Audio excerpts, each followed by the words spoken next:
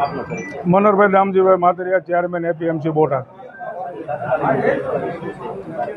શનિવારના દિવસે બોટાદ એપીએમસીમાં અમારી કોઈ જાણ વગર એક મોબાઈલની અંદર વિડીયો ફરતો, જે અનુસંધાને બધા જ વેપારીઓ અને કમિશન એજન્ટોને બોલાવી આગામી દિવસોમાં કોઈ પણ ખેડૂતનો કપાસનો કરદો ન થાય એ માટે કડક સૂચનાઓ આપવામાં આવી। દરેક વેપારીઓ અને કમિશન એજન્ટોને પણ સૂચના આપવામાં આવી કે માલ જોઈ અને જ લેવો, કરદાને કોઈ અવકાશ નથી। ખેડૂતનો કોઈ પણ માલ આવે તો જોયા વગર લેવો નહીં। એ માટે આજે મિટિંગ બોલાવી, એની અંદર કડક સૂચના આપવામાં આવી છે કે આગામી દિવસોમાં કોઈ પણ પ્રકારનો કરદાનો વિષય ચાલશે નહીં, જોઈને જ માલ લેવો।